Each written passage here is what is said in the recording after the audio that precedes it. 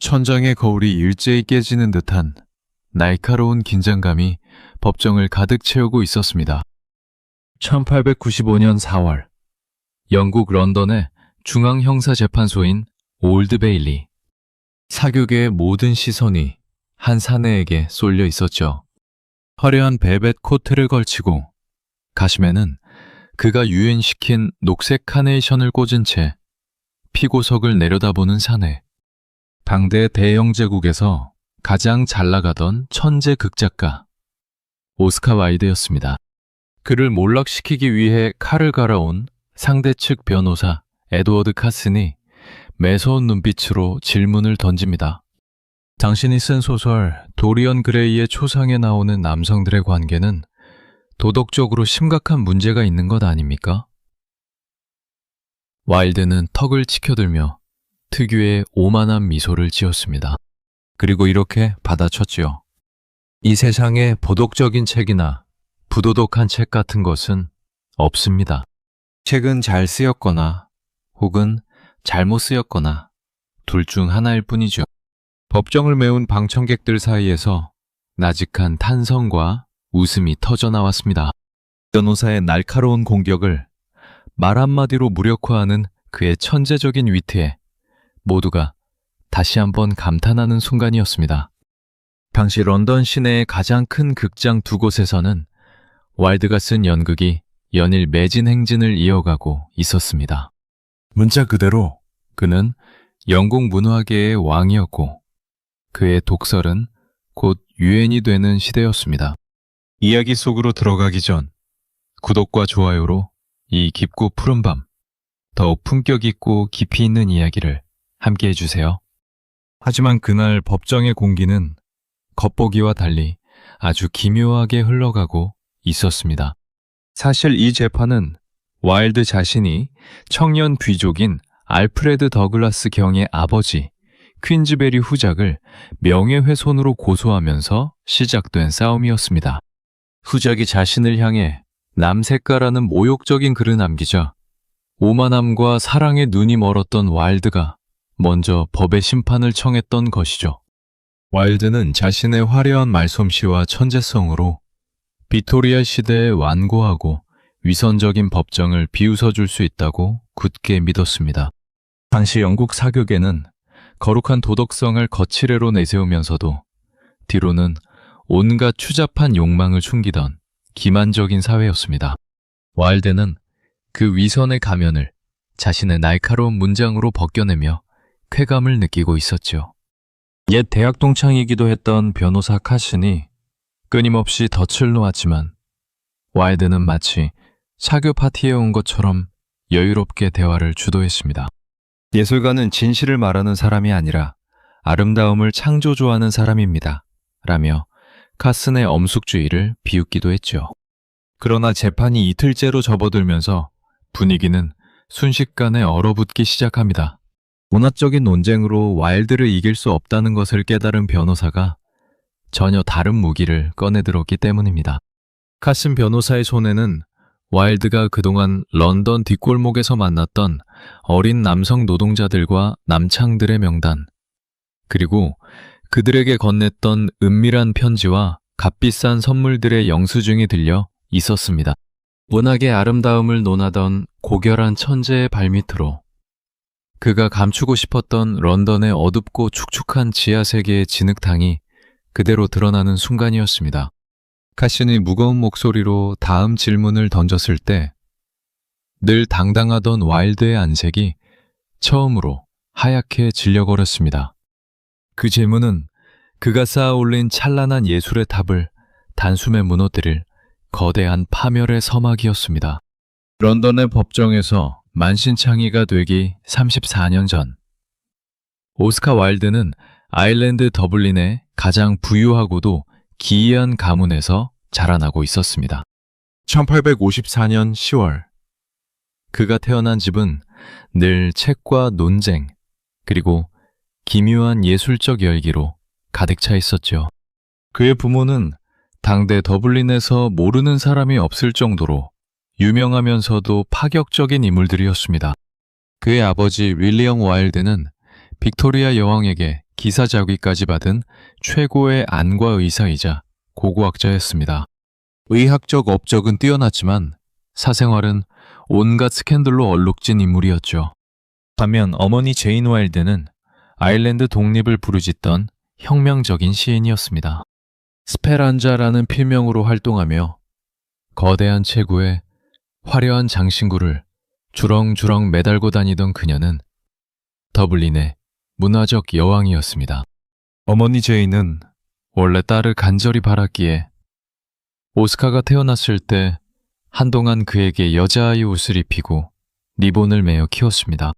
이 기묘한 유년 시절의 경험은 훗날 그가 성별의 경계를 넘나드는 독특한 미일식을 가지게 된 결정적인 계기가 됩니다.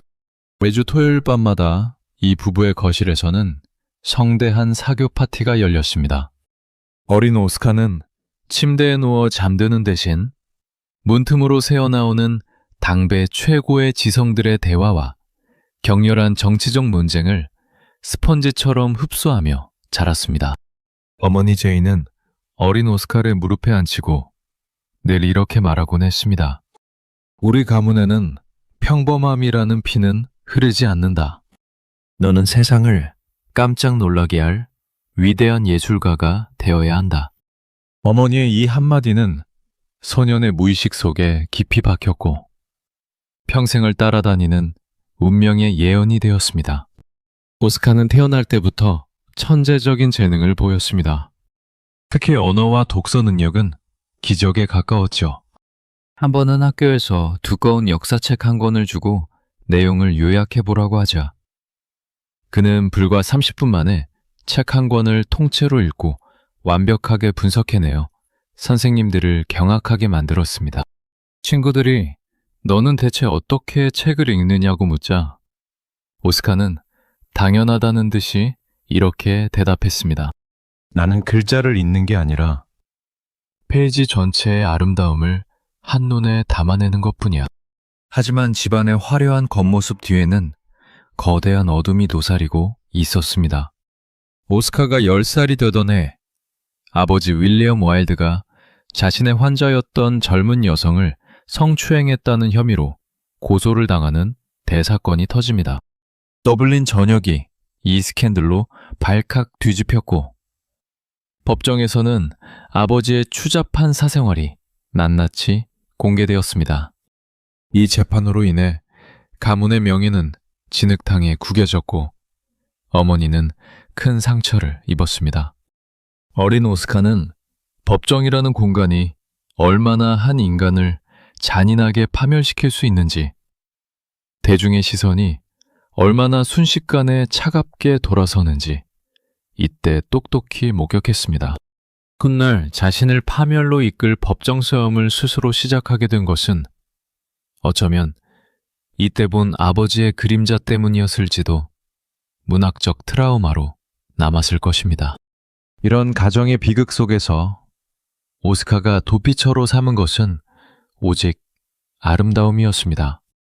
그는 거친 스포츠를 즐기는 친구들과 달리 방 안에서 방을 어떻게 더 아름답게 꾸밀지 고민했습니다.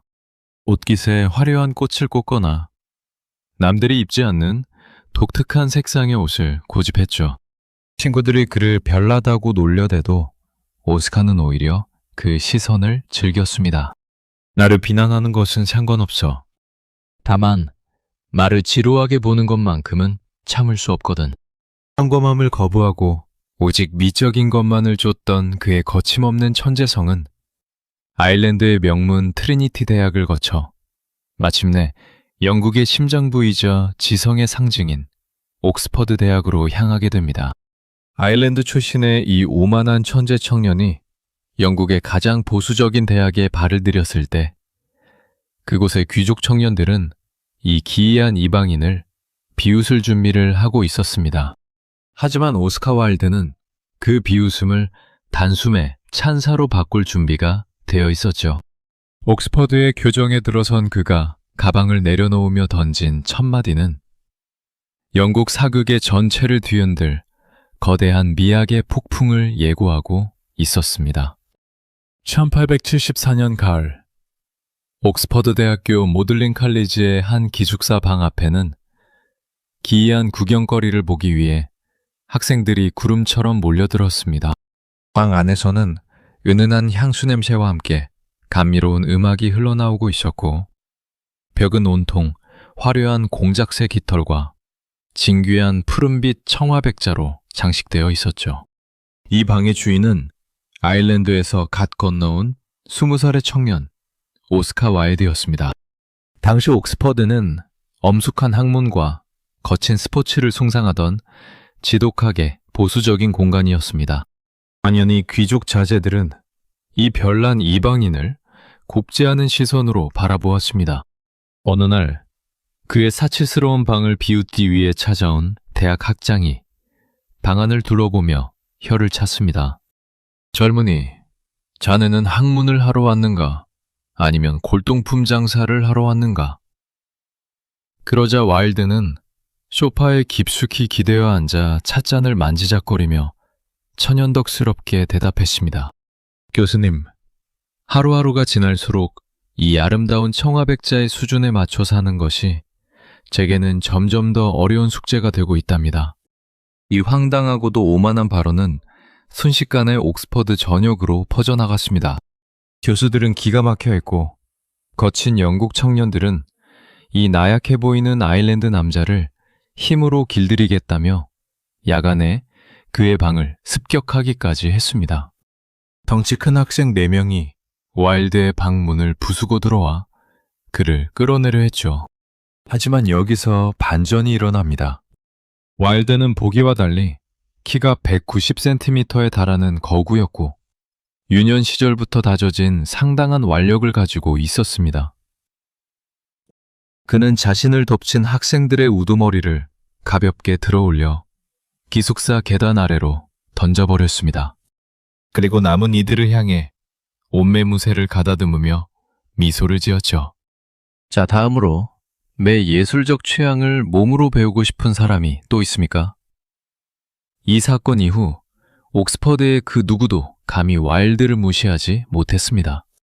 그는 단순히 옷만 잘 입고 말만 잘하는 한량주의자가 아니었습니다. 와일드는 당대 최고의 지성들이었던 존 러스킨과 월터 페이터의 강의를 들으며 자신의 미학적 뼈대를 단단하게 세워나갔습니다. 특히 도덕과 종교를 넘어 오직 예술 그 자체의 아름다움만을 추구해야 한다는 월터 페이터의 탄미주의 사상은 와일드의 영혼을 송두리째 사로잡았습니다. 그는 삶 자체를 하나의 거대한 예술작품으로 만들어야 한다고 믿었습니다. 머리를 길게 기르고 무릎까지 오는 벨벳 바지를 입었으며 손에는 늘 해바라기나 백합을 들고 교정을 거닐었습니다. 사람들은 처음에 그를 미치광이 취급했지만 시간이 지날수록 그의 독특한 패션과 우아한 말투를 유행처럼 따라하기 시작했습니다. 오스카 와일드라는 이름 자체가 하나의 브랜드가 되어가고 있었던 것입니다. 그의 천재성은 학업에서도 찬란하게 빛났습니다. 1878년 와일드는 라벤나라는 시로 옥스퍼드 최고의 문학상인 뉴디게이트상을 거머쥐었고, 졸업시험에서는 당당히 최우수 등급을 받으며 학자로서의 능력까지 완벽하게 증명해냈습니다. 이제 옥스퍼드라는 좁은 울타리는 이 거대한 천재를 담아내기에 너무 작았습니다. 졸업장을 손에 쥔 와일드는 영국의 심장부이자 부와 권력, 그리고 위선이 공존하는 도시 런던으로 향했습니다. 사교계의 귀족들은 이 아일랜드 출신의 야심찬 청년이 자신들의 견고한 성벽을 어떻게 흔들어 놓을지 전혀 예상하지 못하고 있었습니다. 런던의 가장 화려한 살롱 문을 열며 와일드가 던진 첫 문장은 영국 상류사회를 거대한 충격과 매혹 속으로 몰아넣는 신호탄이었습니다. 1879년 25살의 오스카 와일드가 런던에 첫 발을 내디뎠을 때 그는 누구보다 빠르고 영리하게 사교계의 최상층으로 파고들 준비가 되어 있었습니다.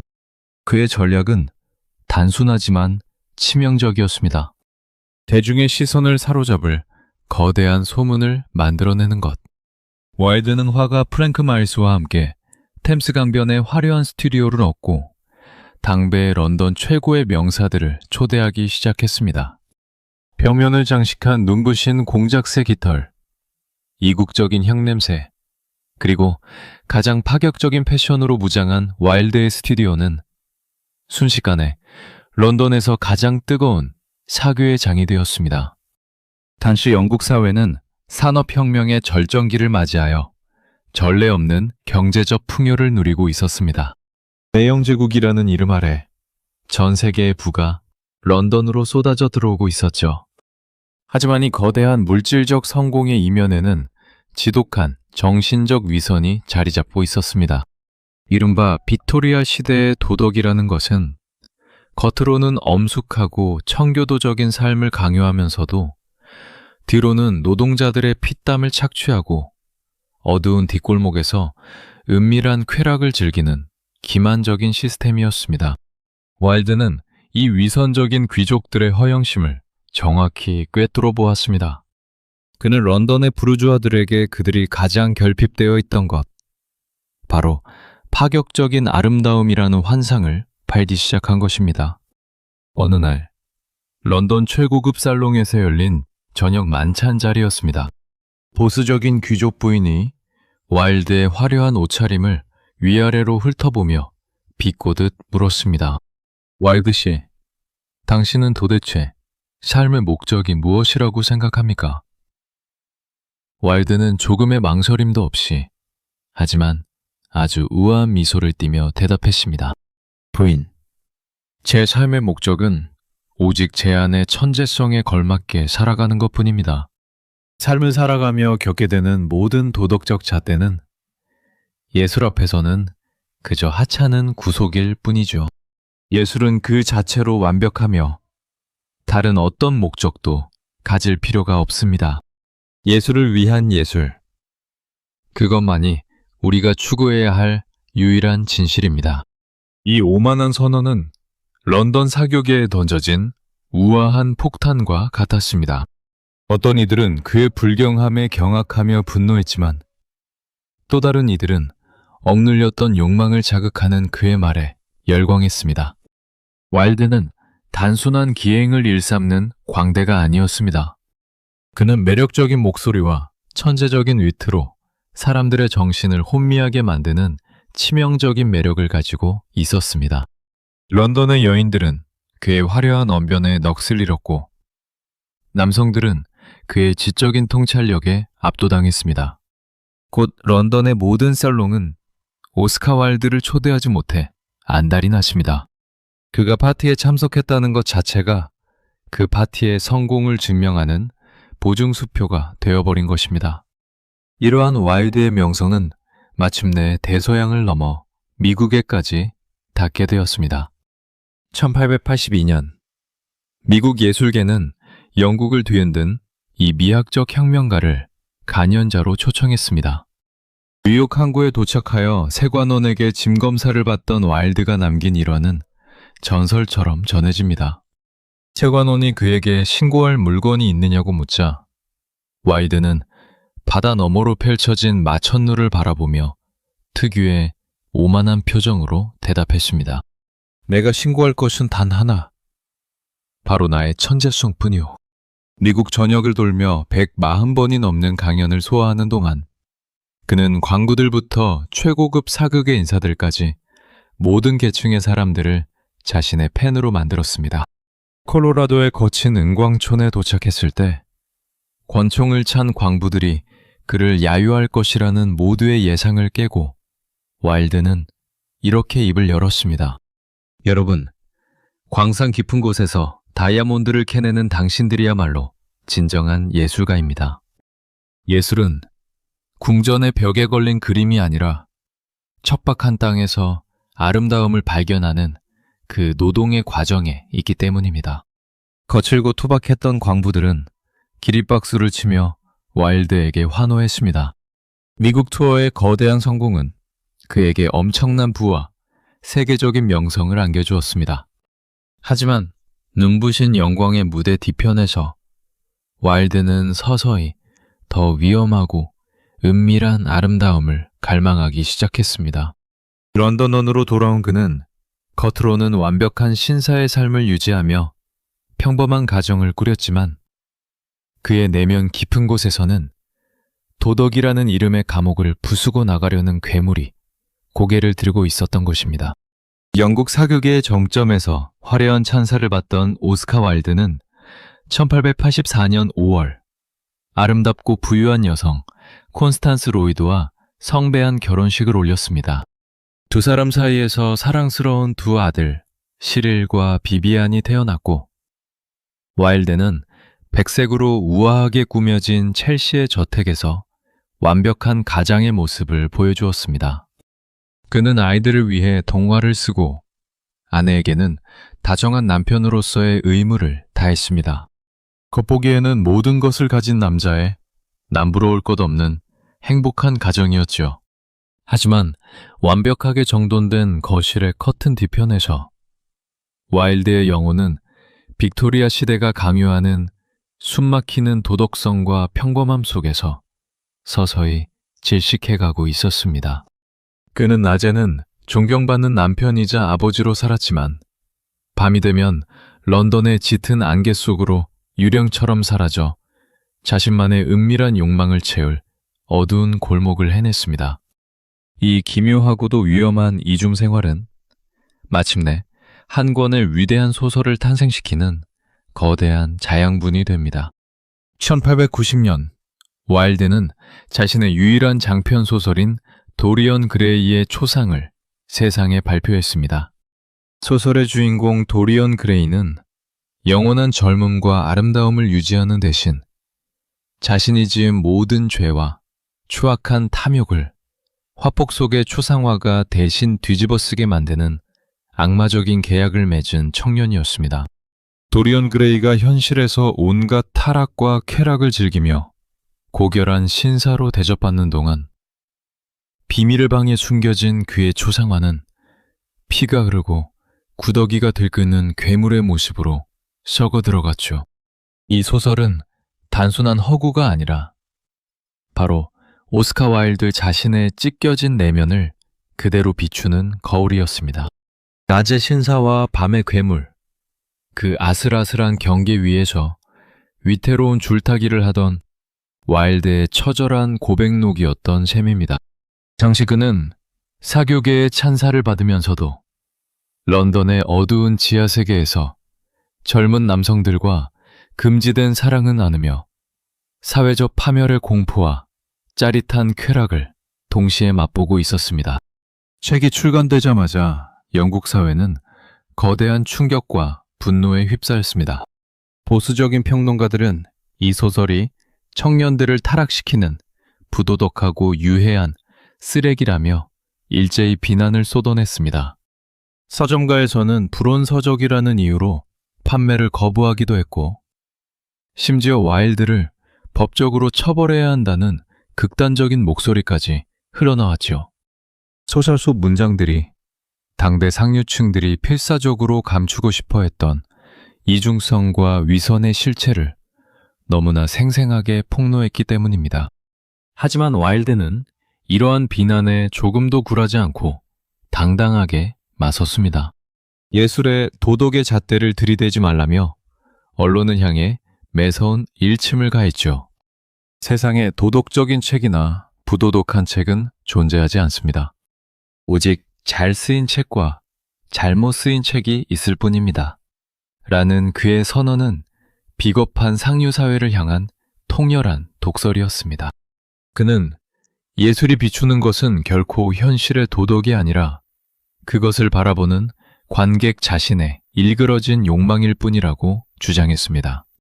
도리언 그레이의 초상은 와일드에게 문학적 거장의 지위를 확고히 해주었지만 동시에 그의 앞날에 들이운 잔인한 비극의 예언서가 되었습니다. 소설 속에서 도리언 그레이가 자신의 추악한 진실이 담긴 초상화를 칼로 찌르는 순간 스스로 파멸을 맞이했듯이 와일드 역시 자신이 감추어둔 은밀한 비밀이 세상 밖으로 드러나는 순간 걷잡을 수 없는 몰락의 구렁텅이로 떨어질 운명이었기 때문입니다. 사교계의 모든 눈총과 찬사를 한 몸에 받으며 예술적 전성기를 누리던 그 무렵, 와일드의 인생을 통째로 집어삼킬 치명적인 불꽃이 다가오고 있었습니다. 천사 같았으나 심장은 얼음 같았던 그 청년과의 만남은 영국 문학사상 가장 매혹적이면서도 가장 처절한 비극의 위대한 서막이었습니다.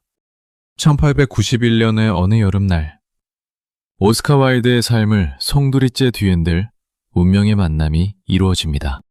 그의 앞에 나타난 청년은 21살의 옥스퍼드 대학생 알프레드 더글라스 경이었습니다.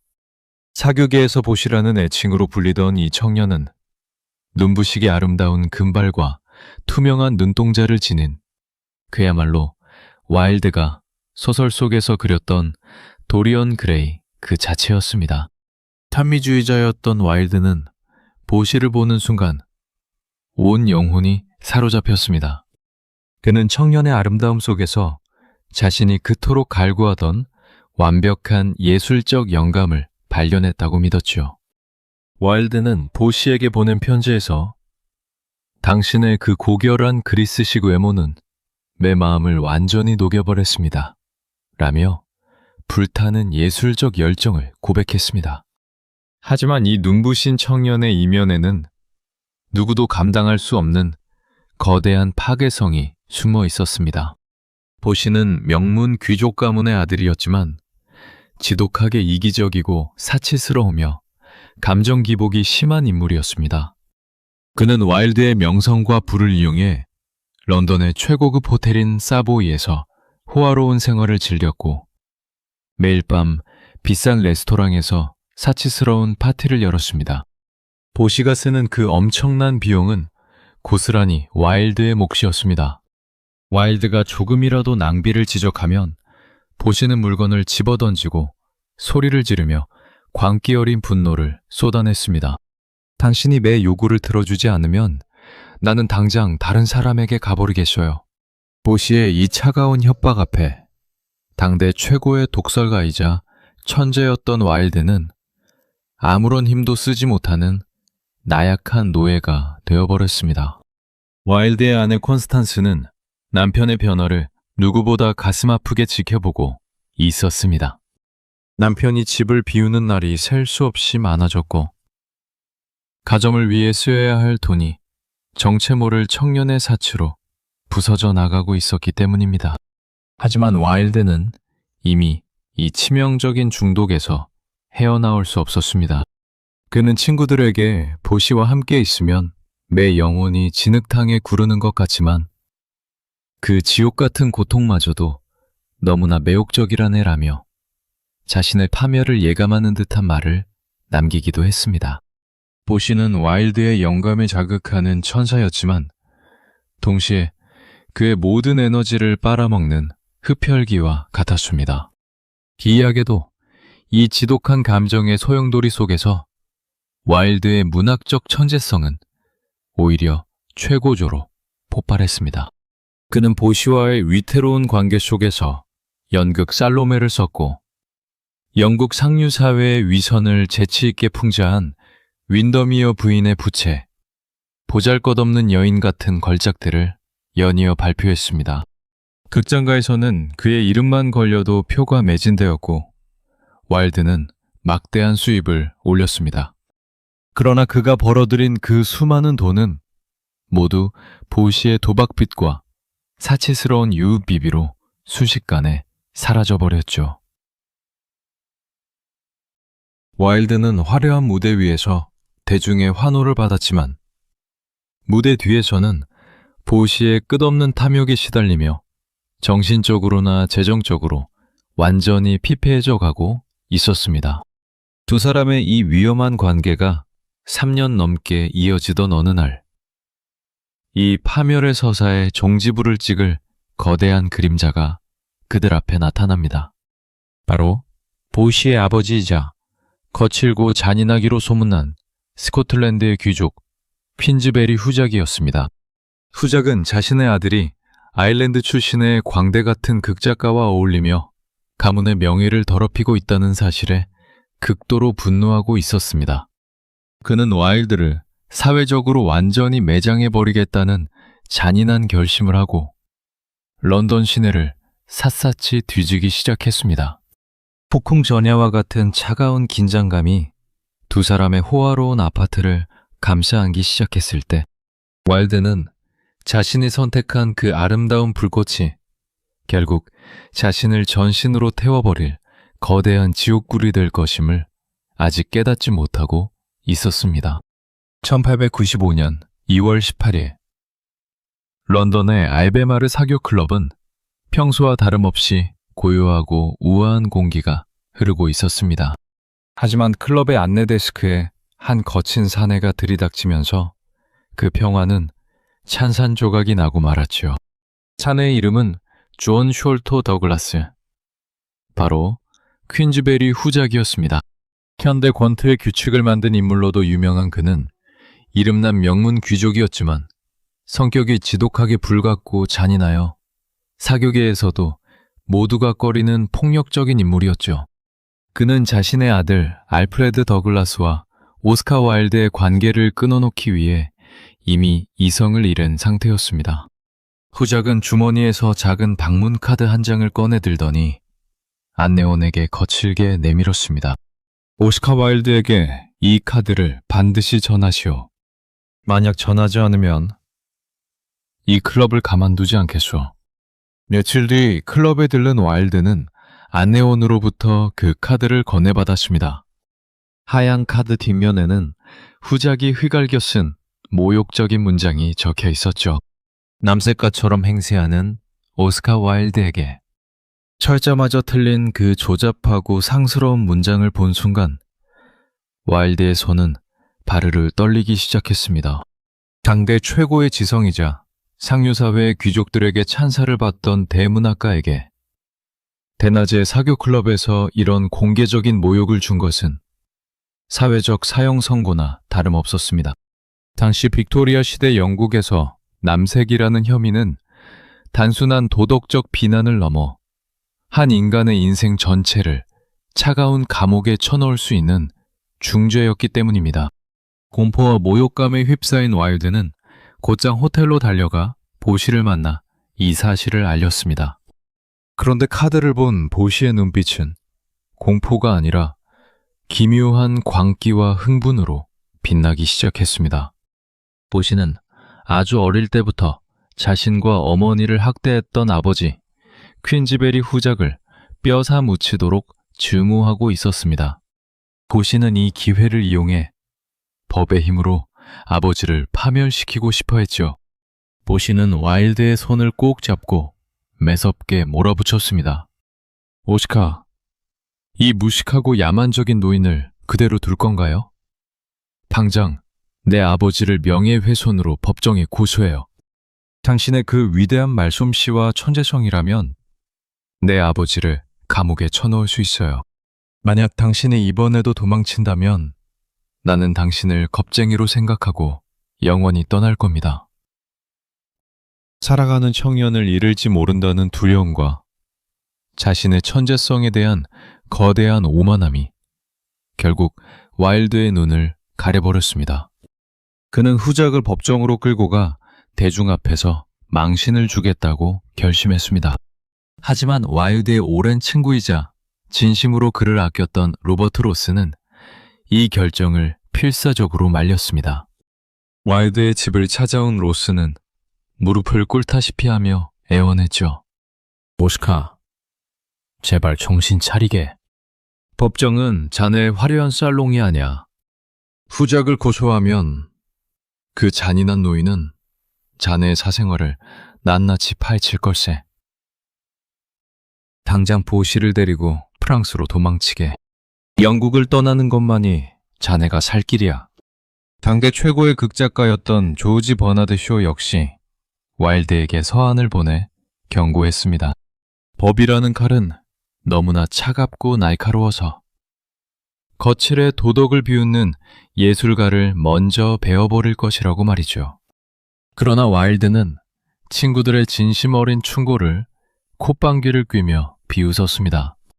대영제국 전체가 매일 밤 내 연극에 환호하고 있는데 저 무식하고 야만적인 귀족 노인 하나를 내가 이기지 못하겠는가? 와일드는 거만하게 웃으며 말했습니다. 이 소송은 내 인생 최고의 연극이 될 것이. 내가 법정이라는 무대 위에서 저 야만적인 후작을 어떻게 문장으로 요리하는지 지켜보게나. 결국 1895년 3월, 와일드는 마지막 남은 재산까지 털어 후작을 명예훼손 혐의로 정식 고소했습니다. 그것은 그가 평생 동안 내린 가장 어리석고도 치명적인 선택이었습니다. 법정이라는 괴물은 신사들의 우아한 말싸움터가 아니라 지맥당 속에서 서로의 살점을 뜯어내는 잔인한 전쟁터라는 사실을 와일드는 간과하고 있었던 것입니다. 고소를 당한 퀸즈베리 후작은 무서운 미소를 지으며 런던의 모든 사설 탐정을 고용했습니다. 와일드가 그동안 숨겨온 밤의 비밀, 그 어두운 지하 세계의 증거들을 샅샅이 모으기 위한 후작의 잔인한 반격이 시작되고 있었습니다. 1895년 4월 3일, 드디어 영국 전역을 뒤흔든 세기의 재판이 시작되었습니다. 법정안은 당대 최고의 극작가가 펼치는 무료 연극을 보기 위해 찾아온 귀족들과 사교계 명사들로 발디딜 틈이 없었죠. 오스카 와일드는 피고석에 앉은 퀸즈베리 후작을 향해 여유만만한 미소를 지어 보였습니다. 그의 변호인단 역시 와일드의 화려한 말솜씨가 이 엄숙한 법정을 단숨에 사로잡을 것이라 확신하고 있었습니다. 후작 측의 변호인은 와일드의 대학 동창이자 지독하리 많지 맹철한 법률가였던 에드워드 카슨이었습니다. 카슨은 와일드가 가장 자랑스러워하던 무기인 문학과 예술을 먼저 도마 위에 올렸습니다. 카슨 변호사는 와일드가 쓴 작품들을 소리내어 읽으며 그 안에 담긴 부도덕성과 태폐성을 날카롭게 지적하기 시작했습니다. 와일드 씨, 당신이 쓴 이 글은 청년들에게 아주 해로운 영향을 미친다는 생각은 안 해보셨습니까? 와일드는 소파에 몸을 기댄 채 마치 사교 파티에서 농담을 던지듯 가볍게 대답했죠. 오, 전혀요. 요즘 청년들은 너무 지루해서 오히려 제 글을 읽고 자극을 받아야 합니다. 문학은 예술일 뿐 도덕을 가르치는 교과서가 아닙니다.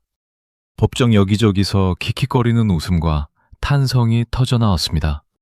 재판 첫날은 완벽하게 와일드의 동무대였습니다.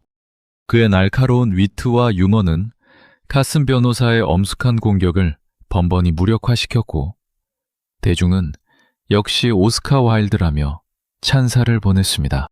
하지만 둘째 날이 되자 카슨 변호사는 완전히 다른 전략을 들고 나왔습니다. 더 이상 문학적인 말장난에 놀아나지 않겠다는 듯 그의 책상 위에는 두꺼운 서류 뭉치가 놓여 있었죠. 그것은 퀸즈베리 후작이 고용한 사설 탐정들이 런던의 어두운 뒷골목을 샅샅이 뒤져 찾아낸 와일드의 은밀한 사생활 기록이었습니다. 카슨은 와일드가 만났던 수많은 젊은 남성 노동자들과 남창들의 이름을 하나하나 호명하기 시작했습니다. 찰스 파커, 알프레드 테일러, 그리고 월터 그레인저. 화려한 살롱의 신사였던 와일드가 밤마다 이들에게 값비싼 저녁을 사고 은비녀와 시가 케이스를 선물하며 나눈 대화들이 낱낱이 폭로되었습니다. 법정의 공기는 순식간에 차갑게 얼어붙었고 와일드의 얼굴에서 여유로운 미소가 사라지기 시작했습니다. 그때 카슨 변호사가 결정적인 덫을 놓았습니다. 그는 와일드가 보시의 별장에서 시중을 들던 어린 하인 월터 그레인저에게 보낸 편지를 흔들며 물었습니다. 당신은 이 어린 청년에게 키스를 한 적이 있습니까? 평정심을 잃어가던 와일드는 카슨의 질문에 코방귀를 끼며 순간적으로 오만한 독서를 내뱉고 말았습니다. 오, 천만에요. 절대 그럴 리 없습니다. 그 아이는 유난히 못생긴 아이였습니다. 얼굴이 너무 형편없어서 도저히 그럴 마음이 들지 않더군요. 이 한마디가 떨어지는 순간 법정안은 기묘한 정적에 휩싸였습니다. 카슨 변호사의 눈이 번뜩였습니다. 그는 놓치지 않고 와일드의 멱살을 잡듯 몰아붙였습니다. 방금 뭐라고 하셨습니까? 그 아이가 못생겼기 때문에 키스하지 않았다는 말씀이십니까? 만약 그 아이가 눈부시게 아름다웠다면 키스를 했을 거라는 뜻이군요. 당신에게 판단 기준은 오직 외모뿐입니까? 와일드는 아차 싶었지만 이미 엎질러진 물이었습니다. 당황한 와일드는 땀을 흘리며 문장을 얼버무렸고 카츠는 그 틈을 놓치지 않고 매섭게 다그쳤습니다. 당신은 아름다운 청년들에게 성적인 매력을 느끼고 있었던 것이 아닙니까? 대답해 보십시오, 와일드 씨. 항상 완벽한 문장으로 상대를 제압하던 천재 작가가 법정 한가운데서 말을 더듬으며 무너져 내리는 모습은 대중에게 거대한 충격이었습니다. 그의 오만한 위태가 도리어 자신의 순통을 조이는 치명적인 독약이 되어 돌아온 것입니다. 재판을 지켜보던 와일드의 변호인은 더 이상 생산이 없음을 직감했습니다. 이대로 재판이 계속된다면 명예훼손 승소는커녕 와일드 자체가 남색죄로 현장에서 체포될 위기였습니다. 변호인은 급히 와일드의 옷자락을 잡아 끌며 속삭였습니다. 오스카, 당장 소송을 취하해야 하네. 지금 멈추지 않으면 자네는 정말 감옥에 가게 될 걸세.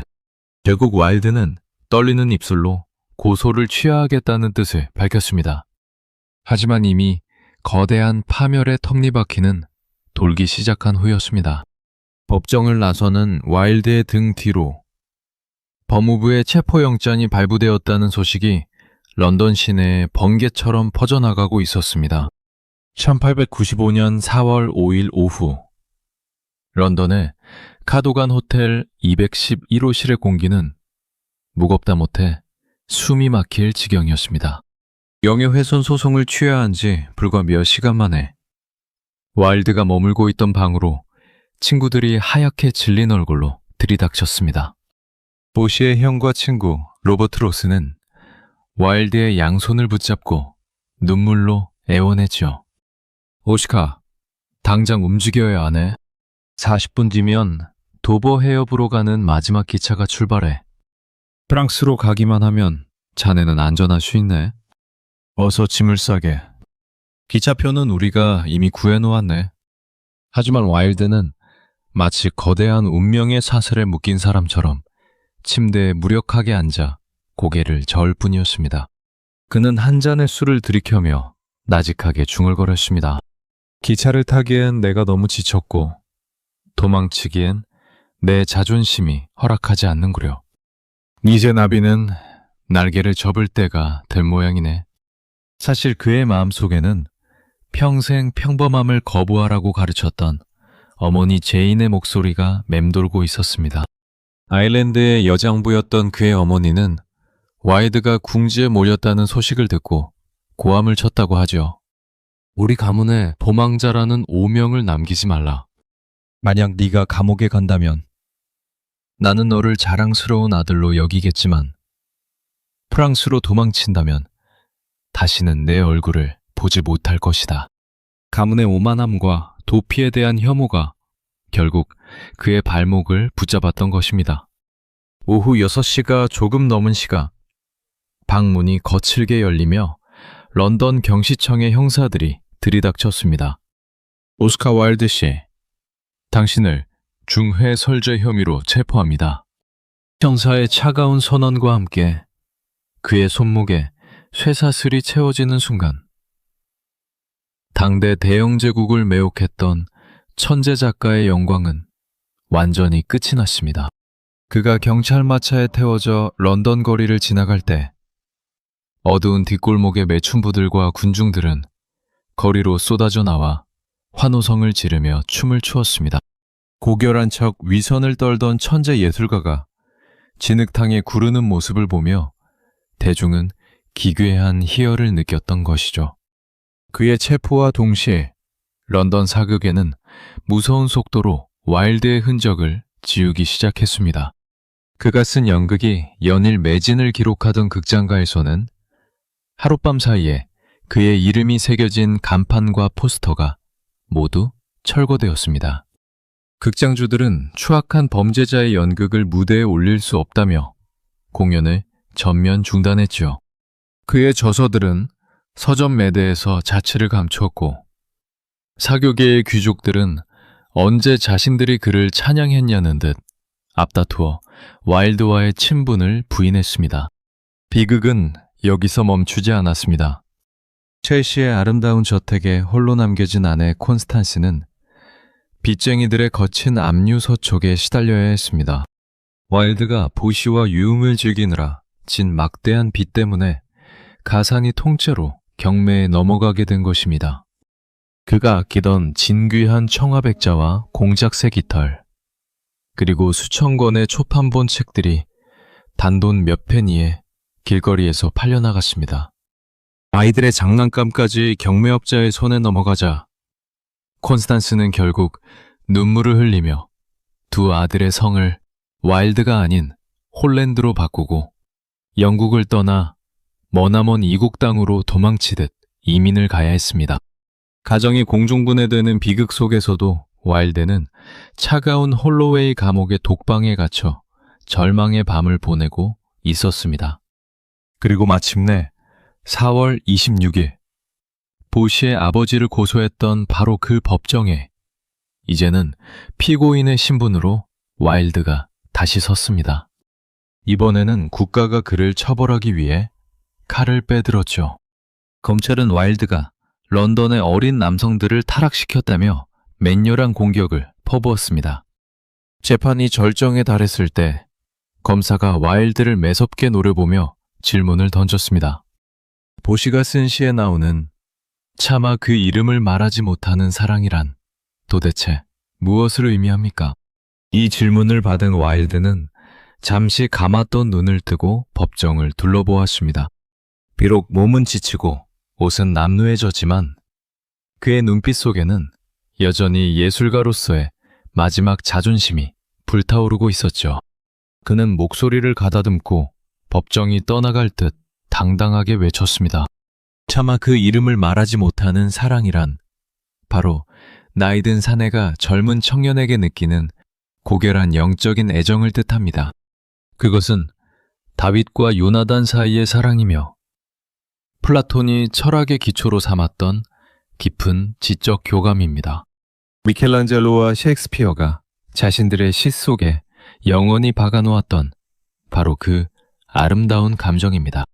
이 시대는 그것을 이해하지 못하고 추악한 것으로 매도하지만 그것은 세상에서 가장 지적이고 고결한 형태의 사랑입니다. 이 눈부신 웅변이 울려 퍼지자 법정의 방청석에서는 폭풍 같은 박수와 탄성이 터져나왔습니다. 그의 천재적인 문장력은 죽어가는 순간에도 빛을 발했던 것입니다. 결국 첫 번째 형사재판에서 배심원들은 유죄 합의에 실패했고 재판은 무효가 되었습니다. 잠시나마 석방의 희망이 보이는 듯했죠. 하지만 대영 제국의 법무부는 이 오만한 아일랜드 작가를 결코 이대로 풀어줄 생각이 없었습니다.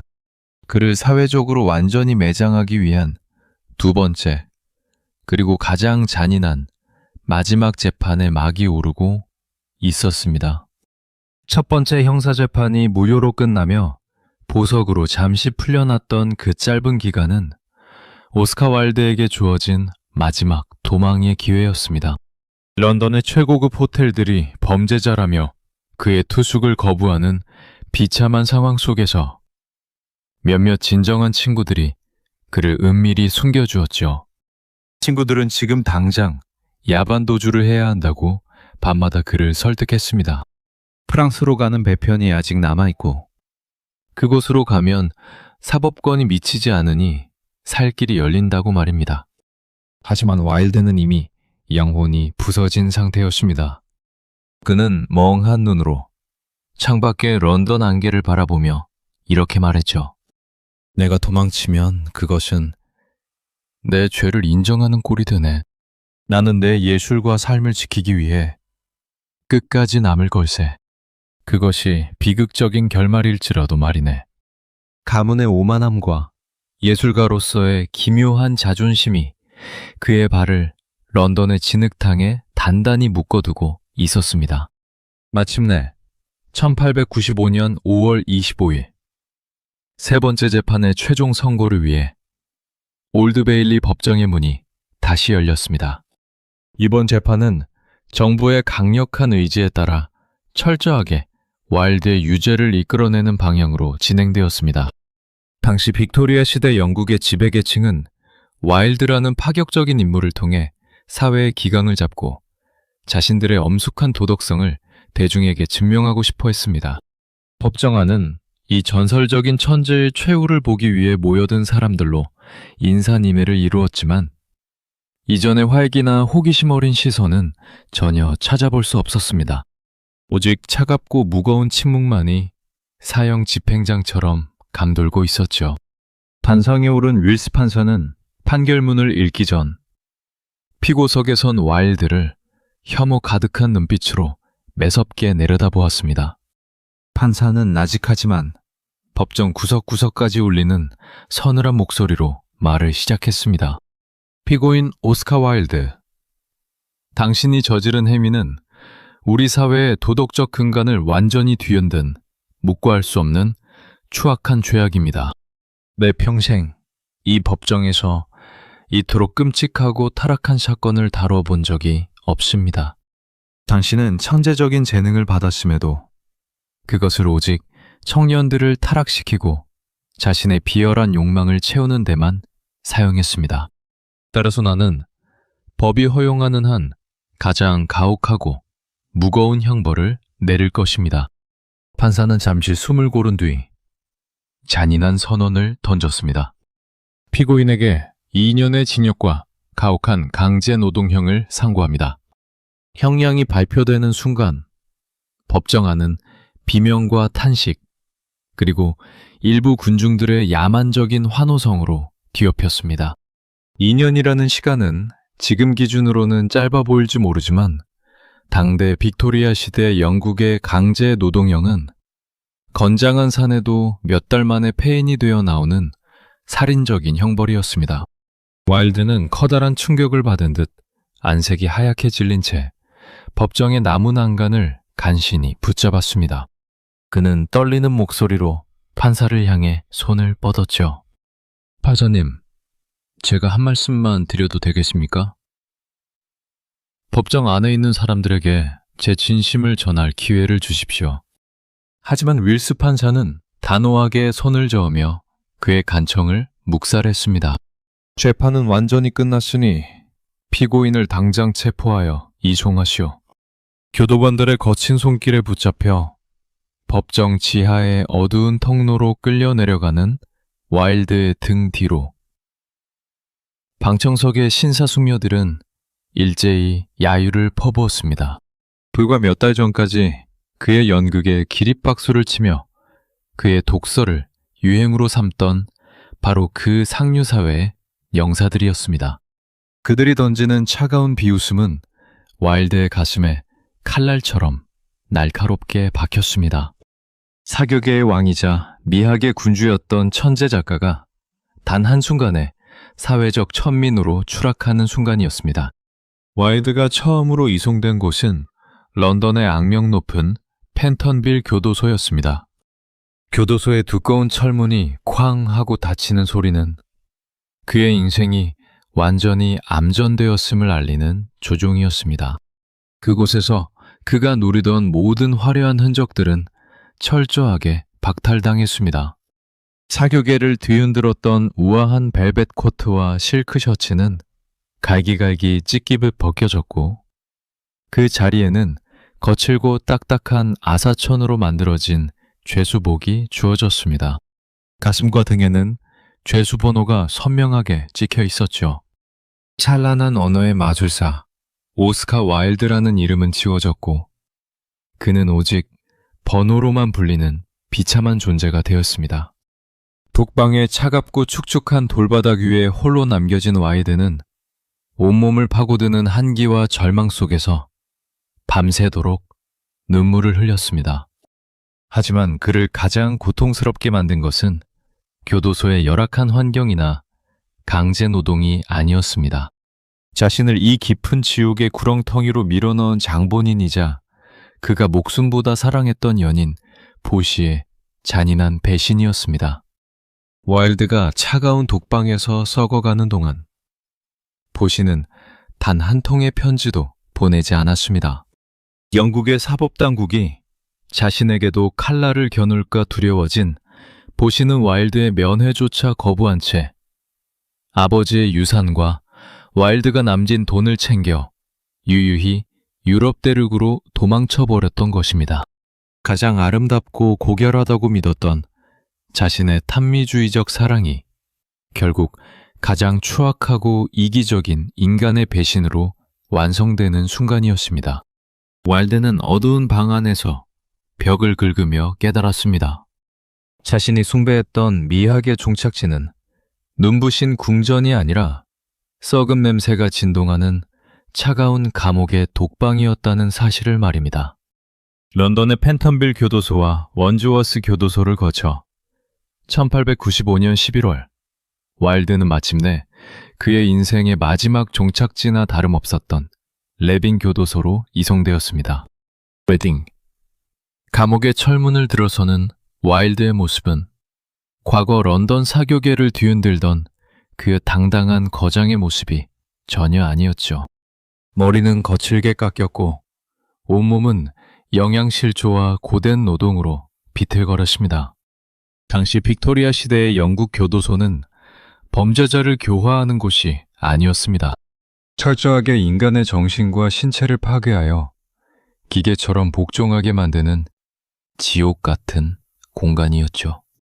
그 중에서도 가장 잔인했던 규율은 바로 절대적인 침묵주의였습니다. 죄수들은 감옥 안에서 그 누구와도 말을 섞을 수 없었고 간수와 눈을 마주치는 것조차 금지되었습니다. 하루 23시간을 어둡고 축축한 독방에 혼자 갇혀 지내야 했죠. 일주일에 단 한 번 허용되는 운동 시간에도 죄수들은 얼굴에 구멍이 뚫린 갈색 천 가면을 써야 했습니다.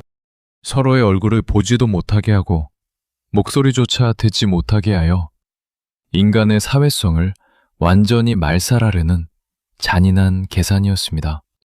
언어와 소통이 곧 생명이었던 천재 작가에게 말을 하지 못하게 한 것은 영혼을 천천히 말려 죽이는 가혹한 형벌이었습니다. 매일 아침이 되면 와일드는 다른 죄수들과 함께 비인간적인 강제 노동에 투입되었습니다.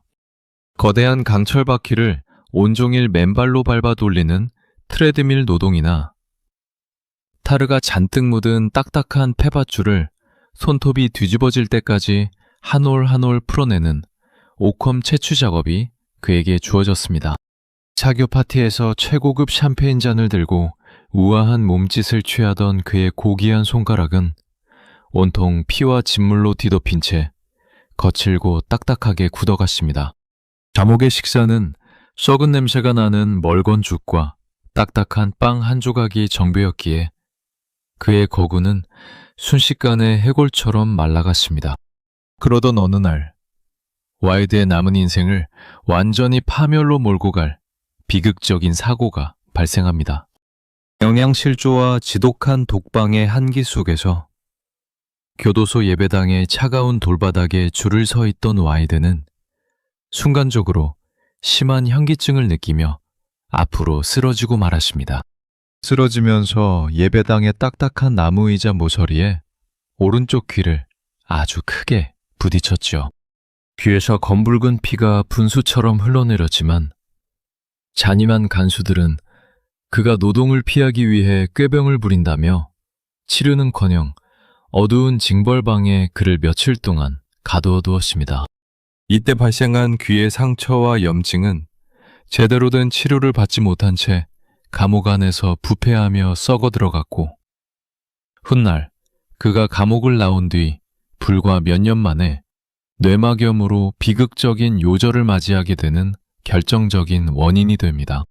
화려한 영광의 탑에서 가장 비참한 바닥으로 추락하여 정신착란 증세까지 보이던 이 사내를 구원한 것은 역설적이게도 그가 평소에 그토록 경멸했던 평범한 사람들의 따뜻한 인간미였습니다. 1896년 레딩 감옥에 새로 구임한 교도소장 제임스 넬슨은 와일드의 비참한 몰락과 천재성을 진심으로 안타까워했습니다.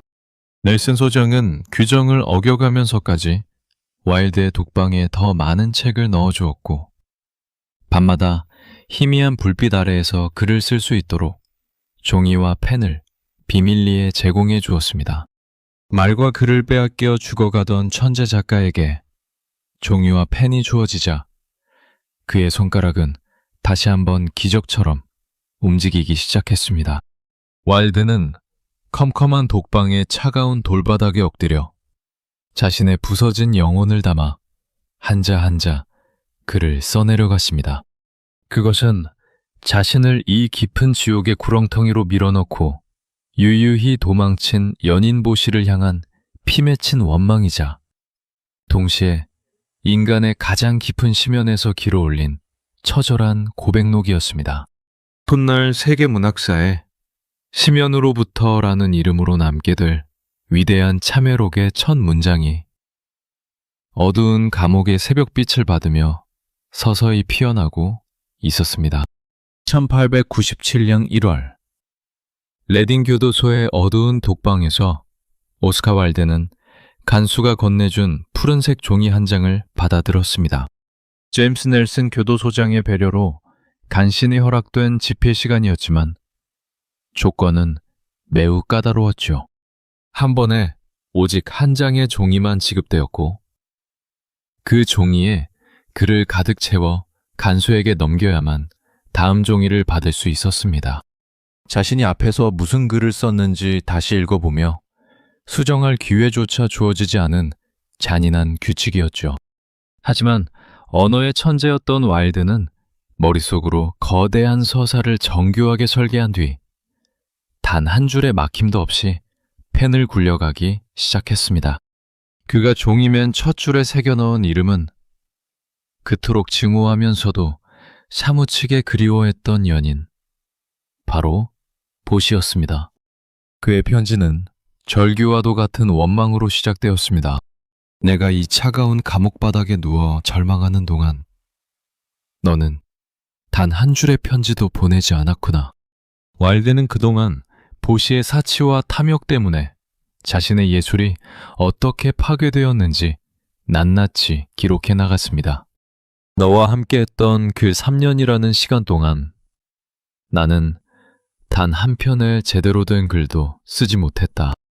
네가 최고급 호텔에서 접시를 던지며 광기를 부릴 때마다 내 안의 천재성은 조금씩 마멸되어 가고 있었다. 나는 예술의 신이었으나 너라는 늪에 빠져 스스로 내 왕관을 진흙탕에 던져버렸구나. 편지의 전반부는 자신을 배신하고 도망친 젊은 청년을 향한 피비린내 나는 복수극이자 처절한 고발장이었습니다. 하지만 매일 밤 홀로 앉아 글을 써내려가는 동안 와일드의 내면에서는 기적 같은 변화가 일어나기 시작했습니다.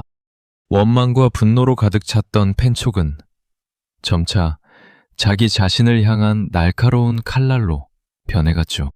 그는 보시를 탓하기 전에 자신의 끝없는 오만함이 이 비극을 자초했음을 깨달았습니다.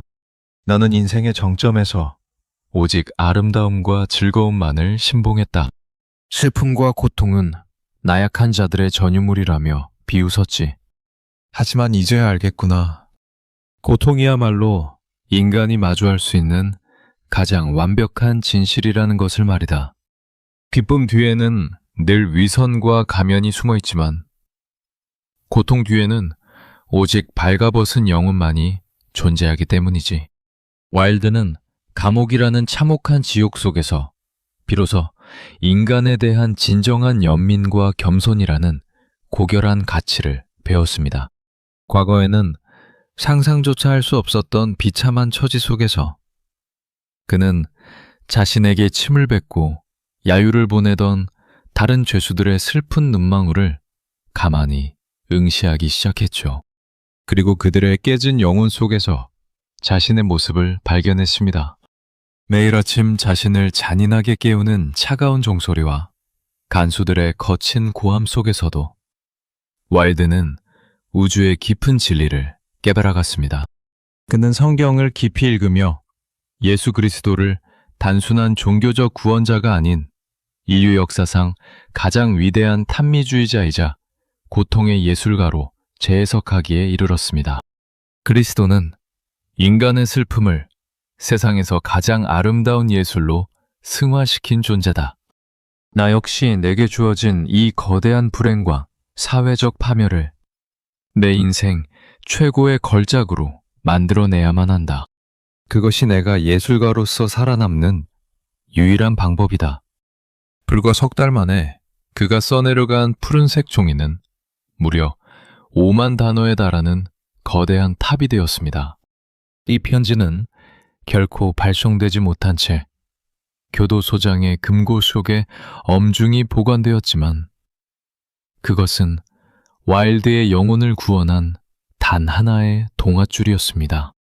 원망으로 시작해 거룩한 참회로 끝난 이 위대한 기록은 훈련유효 연으로부터라는 이름으로 세상에 공개되어 전 세계 독자들의 가슴을 울리게 됩니다. 마침내 감옥의 거대한 철문이 열리고 세상 밖으로 걸어 나올 날이 다가왔지만 와일드는 알지 못했습니다.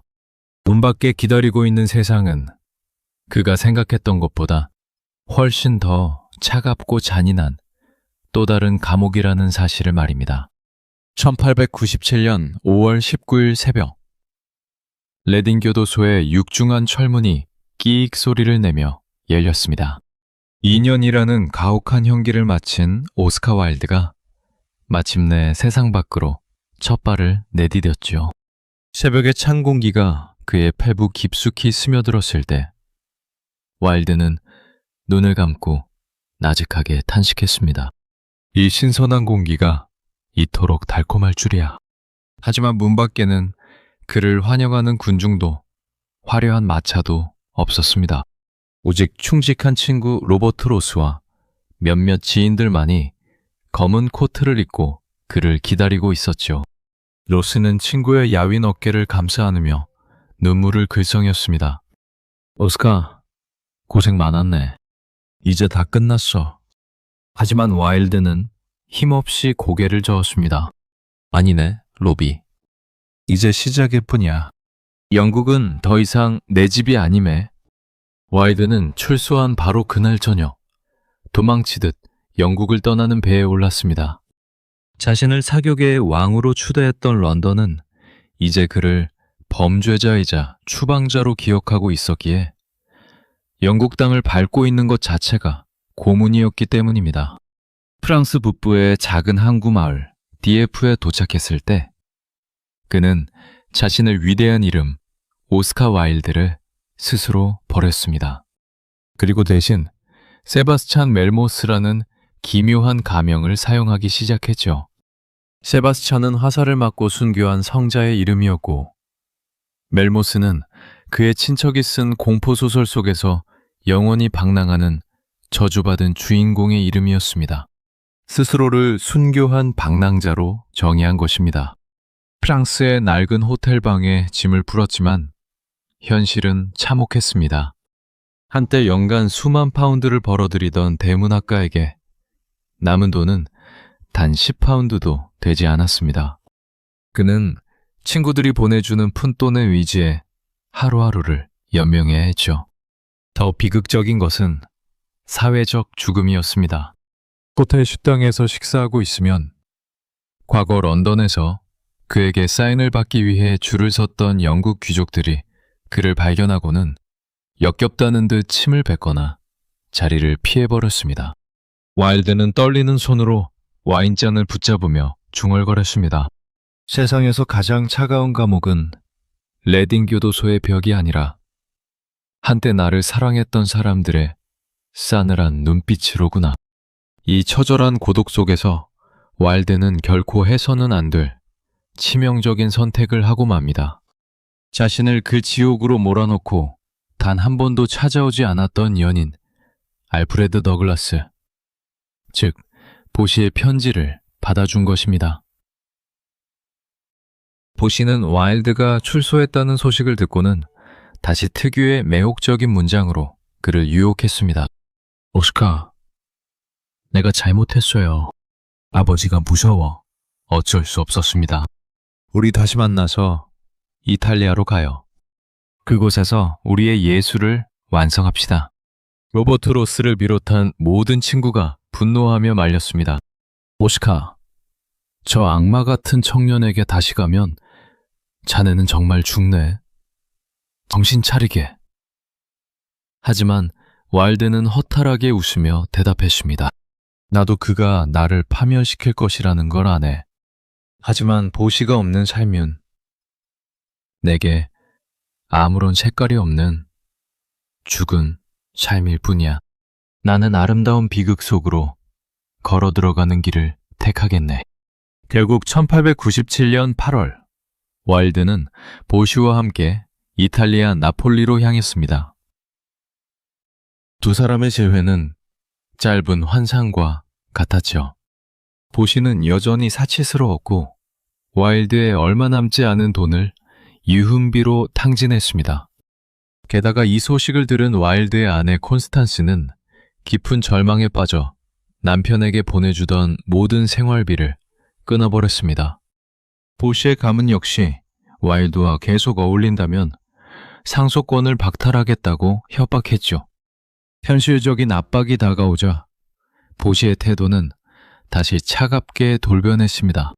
보시는 돈이 떨어진 와일드를 나폴리의 허름한 하숙집에 홀로 내버려둔 채 다시 영국으로 훌쩍 떠나버렸습니다. 나폴리의 찌는 듯한 태양 아래 홀로 남겨진 와일드는 비로소 깨달았습니다. 자신이 평생 숭배했던 미학적 사랑이라는 것은 사실 거대한 환각에 불과했다는 사실을 말입니다. 그는 이제 글을 쓸 기력조차 남아있지 않았습니다. 귀에서는 감옥에서 다쳤던 상처가 골마 터져 참을 수 없는 통증이 시작되고 있었죠. 한때 대영 제국 전체를 비웃던 그 날카로운 위트는 사라졌고 오직 육체적 고통과 영혼의 굶주림만이 그를 짓누르고 있었습니다. 하지만 이 처절한 몰락의 끝에서 그는 인생의 마지막 걸작이자 전 인류의 양심을 울리는 위대한 시 한 편을 구상하기 시작합니다. 그것은 자신의 고통이 아닌 자신과 함께 감옥에서 썩어갔던 모든 버림받은 인간들을 위한 진혼곡이었습니다. 1898년 오스카 와일드는 다시 파리로 돌아왔습니다. 하지만 그를 기다리는 것은 화려한 예술가의 거리가 아니라 지독한 가난과 외로움이 가득한 허름한 뒷골목의 하숙집이었죠. 이제 그는 더 이상 사람들에게 위트를 던지는 유쾌한 신사가 아니었습니다.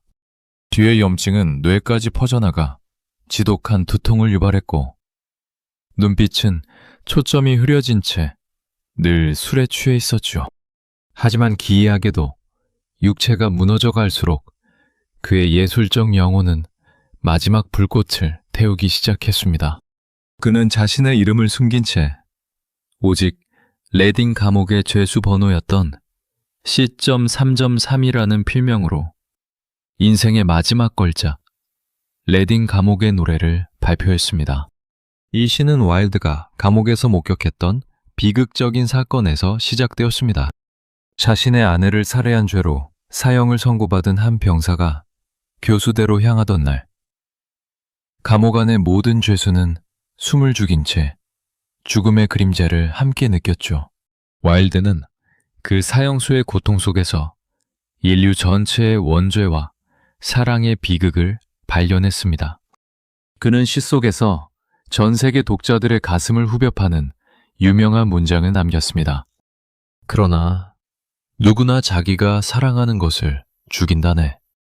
어떤 이는 차가운 시선으로, 어떤 이는 달콤한 말로, 겁쟁이는 키스로 그것을 죽이고 용기 있는 자는 칼로 그것을 죽이지. 이 시는 출간되자마자 영국 전역을 거대한 충격과 자책 속에 빠뜨렸습니다. 시점 3.32 오스카 와일드라는 사실을 모두가 알고 있었기에 대중은 그가 감옥에서 겪었을 처절한 고통과 깨달음에 고개를 숙였습니다. 비록 사회적 지위는 회복되지 않았지만 문학가로서의 그의 천재성만큼은 그를 비난하던 적들조차 인정할 수밖에 없었죠. 하지만 이 거대한 성공에도 불구하고 와일드에게 돌아온 돈은 거의 없었습니다. 출판사는 범죄자의 책이라는 이유로 인세를 제대로 지급하지 않았고 그나마 들어온 돈은 고통을 잊기 위한 술값과 약값으로 순식간에 사라졌습니다. 파리의 겨울은 유난히 차갑고 축축했습니다. 와일드는 난로조차 피울 수 없는 차가운 호텔방에 누워 자신의 비참한 몰락을 가만히 응시했죠. 한때 런던의 모든 여인이 그의 목소리를 듣기 위해 귀를 기울였으나 이제는 파리의 노숙자들조차 그를 알아보지 못했습니다. 가끔 거리를 지나가던 옛 지인들을 마주칠 때면 그는 부끄러움에 옷깃을 세우고 고개를 숙였습니다. 어느 날 한 친구가 왜 다시 글을 쓰지 않느냐고 묻자 와일드는 희미하게 미소 지으며 이렇게 대답했습니다. 나는 내 천재성을 내 삶 속에 쏟아부었네. 내 작품 속에 남겨둔 것은 오직 내 재능뿐이지. 이제 삶이 끝났으니 예술도 끝난 것이라네. 육체는 날로 쇠약해졌지만 죽음을 앞둔 거장의 위트는 마지막 순간까지도 빛을 잃지 않았습니다. 그는 벽지가 너덜너덜하게 일어난 지저분한 호텔방을 둘러보며 옆에 있던 친구에게 농담을 던졌습니다. 이보게, 이 벽지가 너무 형편없지 않은가? 아마 저 벽지나 나 중에 하나는 이곳을 떠나야 할 것 같네. 죽음이라는 공포 앞에서도 아름다움을 논하고 풍자를 멈추지 않았던 그의 모습은 그가 평생 추구했던 탄미주의의 완성이자 비극적인 마침표였습니다. 1899년 유일한 이해자였던 아내 콘스탄스가 세상을 떠났다는 소식이 들려왔을 때 와일드는 더 이상 눈물조차 흘리지 않았습니다. 이미 그의 영혼은 이승의 슬픔을 넘어선 어딘가로 향하고 있었기 때문입니다. 1900년 11월의 마지막 날, 파리 보나파르트 거리에 있는 작은 호텔 알자스의 13호실은 죽음의 그림자로 가득 차 있었습니다. 한때 런던 전체를 자신의 발 아래 두었던 거인 오스카 와일드는 이제 작은 침대 위에 초라하게 누워 가쁜 숨을 몰아쉬고 있었죠. 귀의 염증에서 시작된 병만은 이미 그의 뇌를 점령했고 그 화려했던 언어의 마술사는 이제 간간히 신음 섞인 헛소리만을 내뱉을 뿐이었습니다. 그의 곁을 끝까지 지켰던 충직한 친구 로버트 로스는 침대맡에 앉아 친구의 차가워진 손을 꼭 붙잡고 나직하게 기도했습니다. 오스카, 이제 평안을 찾게나. 자네면 충분히 아름다운 싸움을 해냈어. 오후 1시가 가까워지자 와일드는 마지막 힘을 다해 눈을 떴습니다. 그는 평소 자신이 그토록 갈망했던 가톨릭 신부 커스버트 던을 불러달라고 몸짓했습니다. 평생을 탄미주의자로 살며 세상의 모든 금기를 비웃었던 그였지만 죽음이라는 거대한 심연 앞에서는 오직 신의 자비만을 바라는 연약한 인간일 뿐이었죠. 신부가 도착하여 그의 이마에 성수를 바르고 마지막 종부성사를 집행했을 때 와일드의 입술이 미세하게 떨렸습니다. 그는 소리 없는 목소리로 신부에게 감사를 전하며 자신의 파란만장했던 인생을 한 문장으로 정리하듯 평온한 미소를 지었습니다. 1900년 11월 30일 오후 1시 50분 46해의 짧고도 격정적인 삶을 뒤로한 채 오스카 와일드는 파리의 찬 공기 속에서 마지막 숨을 거두었습니다. 그가 세상을 떠난 방 안에는 그가 남긴 낡은 가방 몇 개와 갚지 못한 호텔 숙박비 청구서만이 덩그러니 남겨져 있었죠. 런던의 여왕까지 매혹했던 대문학가의 장례식은 너무나 쓸쓸했습니다. 반 10명 남짓한 친구들만이 그의 뒤를 따랐고 그의 관 위에는 오스카 와일드라는 이름 대신 그가 감옥 이후 사용했던 가명 세바스찬 멜모스라는 이름이 적힌 초라한 화환 하나만이 놓여 있었습니다. 하지만 세상은 그를 잊지 않았습니다. 그가 죽고 난 뒤 그가 겪었던 비극적인 재판과 가혹한 감옥 생활은 오히려 빅토리아 시대의 위선과 야만성을 고발하는 상징이 되었습니다. 사람들은 뒤늦게 그가 남긴 문장들을 다시 읽기 시작했죠. 단순히 웃음을 주는 희극인 줄 알았던 그의 연극들이 사실은 세상의 부조리를 찌르는 날카로운 비수였음을, 그가 겪은 파멸이 단순한 범죄의 결과가 아니라 한 예술가가 진실을 지키기 위해 치렀던 숭고한 희생이었음을 깨닫기 시작한 것입니다. 오늘날 파리의 페르 라쉐즈 뮤즈에는 그의 무덤을 찾은 전 세계 팬들이 남긴 붉은 입술 자국이 가득합니다. 그가 평생 숭배했던 아름다움과 사랑에 대한 찬사가 죽은 지 100년이 지난 지금까지도 끊이지 않는 것이죠. 와일드는 생전에 이런 말을 남겼습니다. 우리는 모두 시궁창 속에 살고 있지만 그중 누군가는 밤하늘의 별을 바라보고 있다네. 인생의 가장 어두운 바닥인 감옥에서도 파리의 비참한 하숙집에서도 와일드는 결코 별을 바라보는 것을 멈추지 않았습니다. 비록 그의 삶은 비극으로 끝났을지 모르지만 그가 남긴 빛나는 문장들은 여전히 우리 가슴 속에 별이 되어 흐르고 있습니다. 혹시 지금 삶이 너무나 힘들고 시궁창처럼 느껴지시나요? 그렇다면 오스카 와일드라는 이 용감하고도 오만한 천재를 기억해 보시기 바랍니다. 어떤 순간에도 자신만의 아름다움을 잃지 않았던 그의 삶은 오늘을 살아가는 우리에게 진정한 예술이란 무엇인지, 그리고 어떻게 살아야 하는지에 대한 가장 우아한 대답을 건네주고 있습니다. 찬란했던 나비의 날개짓은 여기서 멈추지만 그가 남긴 향기는 영원히 사라지지 않을 것입니다.